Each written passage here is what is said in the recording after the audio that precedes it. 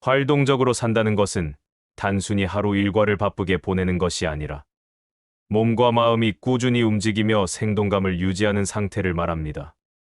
나이가 들수록 근육량과 골밀도가 줄고 관절의 유연성이 떨어지며 자연스럽게 활동 반경이 줄어드는 것은 피할 수 없습니다. 그러나 매일 일정한 육체적 움직임을 유지하면 이러한 신체 변화 속도를 늦출 수 있고 넘어짐이나 골절 같은 위험도 줄일 수 있습니다. 아침에 햇볕을 쬐며 2030분 정도 걷는 산책, 집안에서 의자를 활용한 간단한 근력 운동, 가벼운 요가나 스트레칭은 몸의 균형과 혈액순환을 개선하는 데 큰 도움이 됩니다.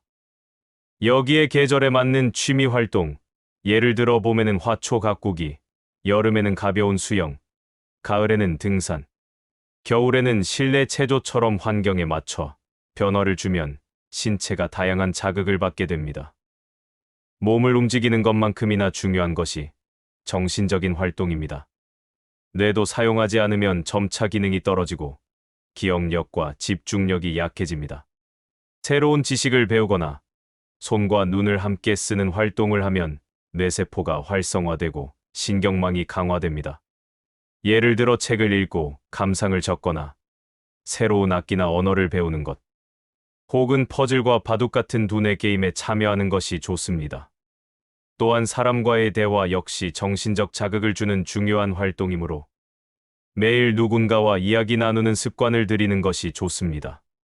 가까운 친구나 이웃과 정기적으로 만나거나 지역 모임이나 봉사활동에 참여하면 사회적 연결이 유지되고 고립감을 예방할 수 있습니다.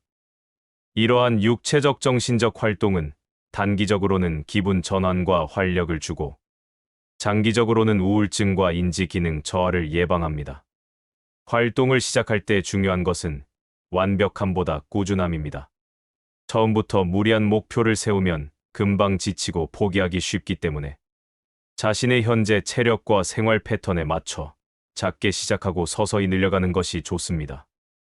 예를 들어 하루 10분 걷기로 시작해 2주마다 5분씩 늘려가거나 주 2회만 하던 모임 참석을 서서히 주 3회로 늘리는 식입니다. 활동적인 삶을 유지하는 것은 결국 내가 나를 돌본다는 자기 존중의 표현입니다.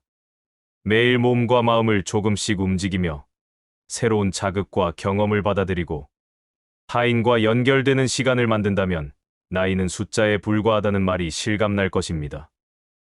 이는 단순한 건강관리가 아니라 노년기를 더 행복하고 의미 있게 보내는 핵심 습관입니다. 사람들과 어울리며 살아가는 것은 노년기의 삶에서 신체 건강만큼이나 중요한 요소입니다.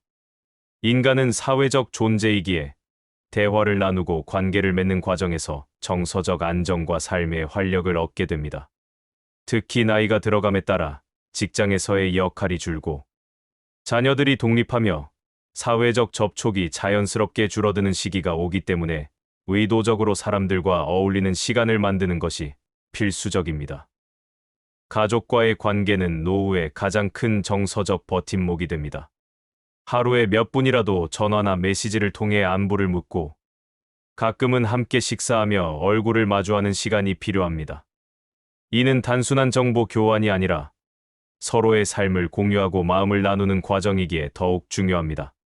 손주와 시간을 보내는 것도 노인에게는 큰 기쁨과 의미를 줍니다. 아이들의 에너지는 긍정적인 자극을 주고 세대 간의 교류는 새로운 시각을 열어줍니다. 친구와의 교류 역시 삶의 만족도를 크게 높입니다. 오랜 친구와의 대화는 과거의 추억을 공유하며 정서적 유대를 강화하고 새로운 친구와의 만남은 신선한 자극을 줍니다. 취미 모임, 동호회, 종교단체, 봉사활동 등은 이러한 만남의 기회를 넓히는 좋은 방법입니다. 특히 같은 관심사를 가진 사람들과의 활동은 대화의 주제가 풍부하고 자연스럽게 친밀감이 형성됩니다.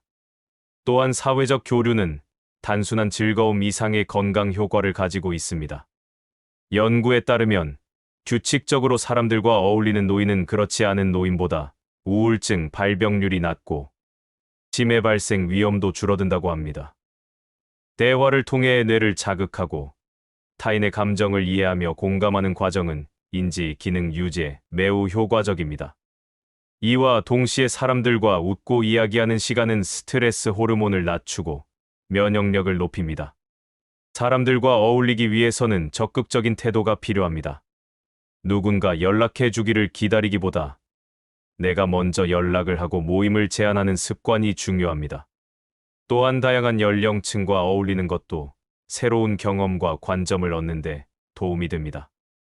나보다 젊은 사람들과의 대화는 최신 정보와 기술을 배우는 기회가 되고, 나보다 나이 많은 사람들과의 교류는 지혜와 삶의 통찰을 배우는 시간이 됩니다.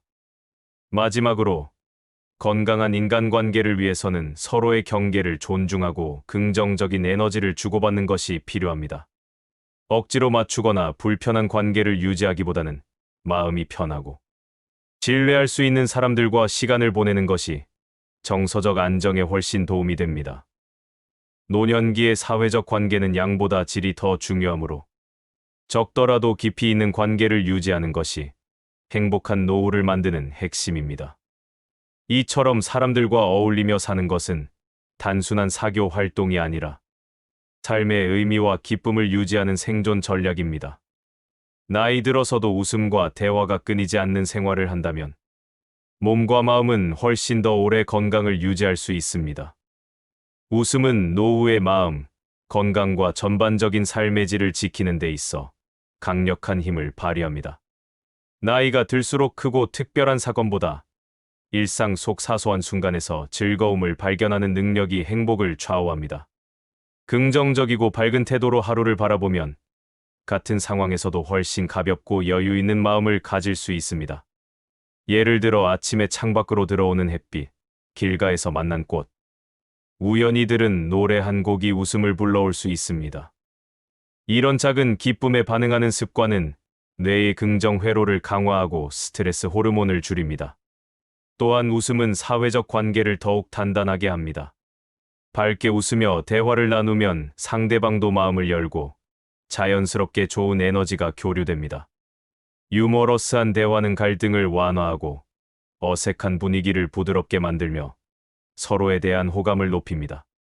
특히 나이 들어서도 웃음이 많은 사람은 주변의 사람들이 모이기 마련입니다.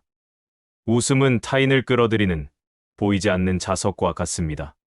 신체 건강에도 웃음은 매우 큰 도움이 됩니다.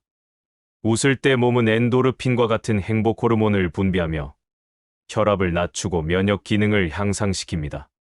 심지어 연구에 따르면 하루에 몇 번 크게 웃는 것만으로도 심혈관 건강에 긍정적인 영향을 준다고 합니다.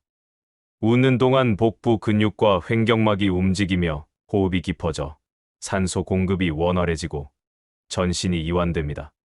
하지만 웃음을 유지하려면 의식적인 노력이 필요합니다. 뉴스나 인터넷에서 부정적인 정보에만 몰입하기보다 좋은 글, 따뜻한 이야기, 재미있는 영상 등을 찾아보는 습관이 좋습니다. 또한 스스로 유머 감각을 키우려는 마음가짐도 필요합니다. 실수를 지나치게 심각하게 받아들이기보다 가볍게 웃어넘기는 태도는 스스로를 지키는 힘이 됩니다. 결국 잘 웃기는 단순히 표정의 문제가 아니라 삶을 대하는 방식입니다. 웃음을 선택하는 순간 그 하루는 한결 부드럽고 따뜻해집니다. 작은 일에도 웃음을 발견하는 사람은 어떤 변화와 도전 속에서도 쉽게 무너지지 않고 마음의 평온을 지킬 수 있습니다. 나이와 상관없이 웃음을 잃지 않는 것이 곧 활기찬 노후의 비밀입니다. 긍정적으로 생각하는 태도는 노후의 마음, 건강과 전반적인 삶의 만족도를 높이는 가장 강력한 방법 중 하나입니다. 나이가 들수록 우리는 살아오면서 겪은 다양한 경험과 상처, 그리고 변화 속에서 부정적인 시각을 갖기 쉬워집니다. 그러나 의식적으로 긍정적인 해석을 선택하면 같은 상황에서도 훨씬 가벼운 마음으로 하루를 살아갈 수 있습니다.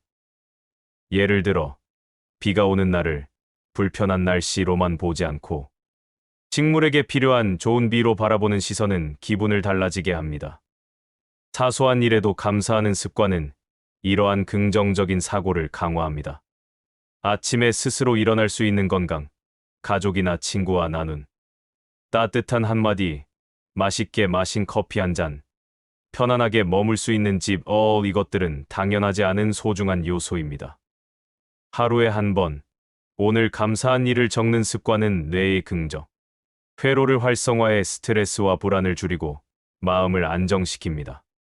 긍정적인 사고는 단순히 마음가짐이 아니라 실제 건강에도 영향을 미칩니다. 연구에 따르면 낙관적인 사람들은 심혈관 질환 위험이 낮고 면역력이 높으며 회복력도 강합니다.